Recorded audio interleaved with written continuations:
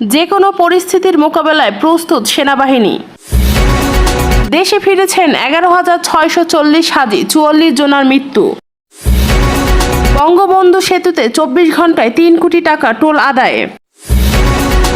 এরপর আরও থাকছে, খালেদা জিয়ার হৃদযন্ত্রে বসানো হয়েছে প্রেসমেকার।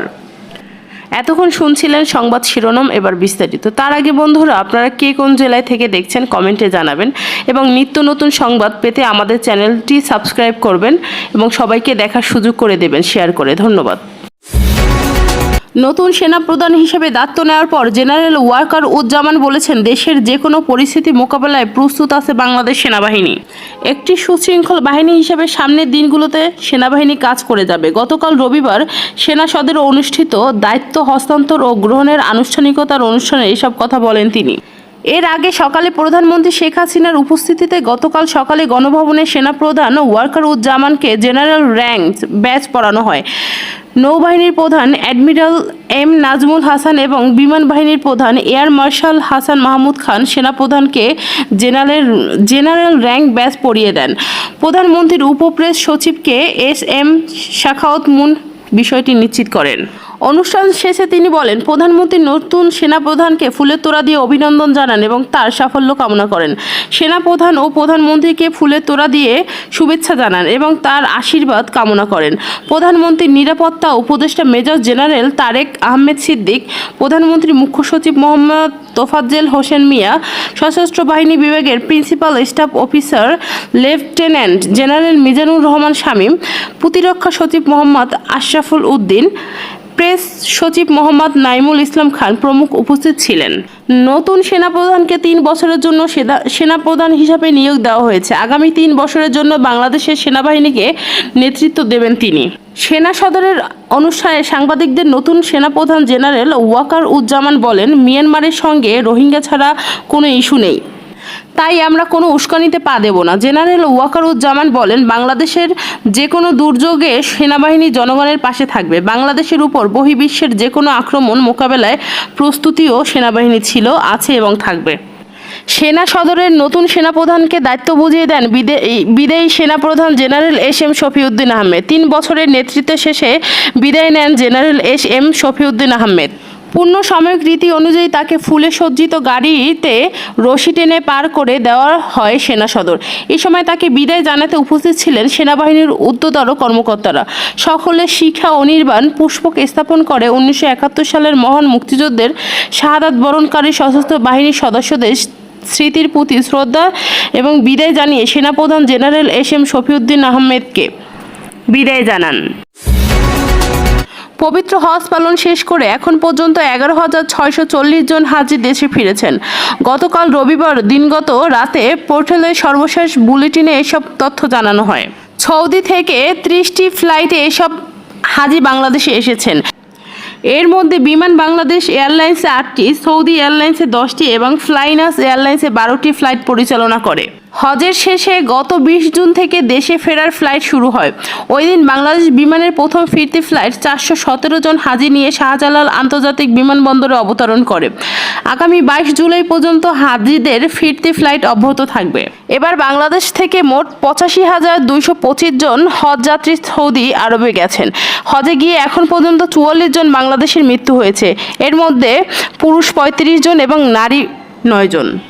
এদিকে আগামী বছর 2025 সালের জন্য 1,27,198টি কোটা দিয়েছে সৌদি আরব। বিষয়টি নিশ্চিত করে হজ এজেন্সি অ্যাসোসিয়েশন অব বাংলাদেশ সভাপতি এম শাহাদাত হোসেন তসলিম জানান, নির্ধারিত সংখ্যার মধ্যে কতজন সরকারি ব্যবস্থাপনায় আর কতজন বেসরকারি ব্যবস্থাপনায় হজে যাবে তা বাংলাদেশের সরকার পরে নির্ধারণ করে দেবে।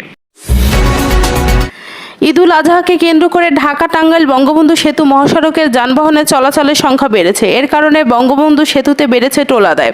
এদিকে গত 24 ঘন্টায় বঙ্গবন্ধু সেতুতে 37,600টি যানবাহন পারাপার হয়েছে। এতে টোল আদায় হয়েছে 2,92,94,550 টাকা। বঙ্গবন্ধু সেতু সূত্রে জানা যায়, স্বাভাবিক সময়ে 24 ঘন্টায় 18 থেকে 20,000 যানবাহন সেতু পারাপার হলেও ঈদের সময় তা বেড়েছে।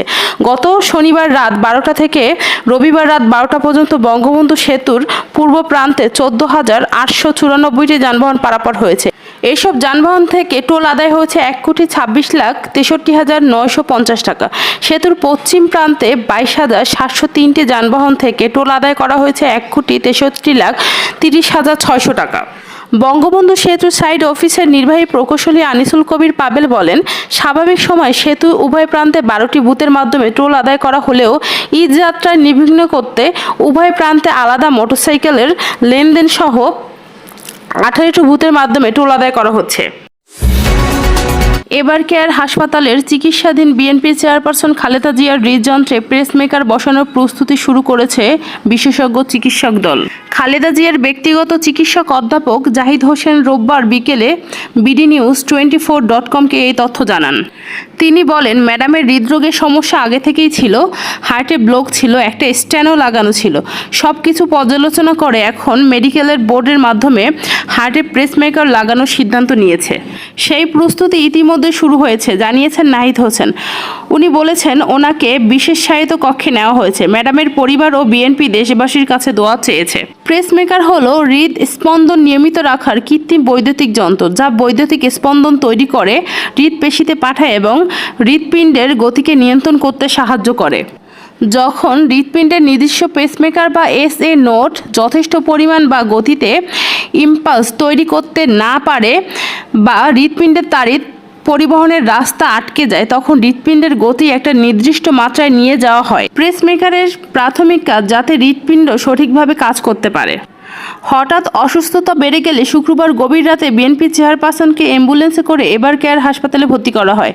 তারপর তাকে ক্রিটিক্যাল কেয়ার ইউনিটে চিকিৎসকদের নিবিড় পর্যবেক্ষণে রাখা হয়। হৃদরোগ বিশেষজ্ঞ অধ্যাপক শাহাবুদ্দিন তালুকদারের নেতৃত্বে বিশেষজ্ঞ চিকিৎসকদের নিয়ে গঠিত মেডিকেল বোর্ডের অধীনে খালেদা জিয়ার চিকিৎসাধীন আছে। ওই গঠিত মেডিকেল বোর্ডের সদস্যরা শনি ও রোববার কয়েক দফা বৈঠকে বসে পেসমেকার লাগানোর সিদ্ধান্ত নেন। লন্ডন থেকে খালেদা জিয়ার বড় ছেলে তারেক রহমানের স্ত্রী ডাক্তার জোবাইদা রহমান এবং যুক্তরাষ্ট্র, অস্ট্রেলিয়ার কয়েকজন বিশেষজ্ঞ চিকিৎসক ভার্চুয়ালি মেডিকেল বোর্ডের এসব সভায় যুক্ত থাকেন। ৭৯ বছর বয়সী খালেদা জিয়া ডায়াবেটিস, আর্থারাইটিস ছাড়াও হৃদরোগ, ফুসফুস, লিভার, কিডনি বিভিন্ন জটিল রোগে ভুগছেন। গত 4 বছরে বেশ কয়েকবার তাকে হাসপাতালে ভর্তি থেকে চিকিৎসা নিতে হয়েছে।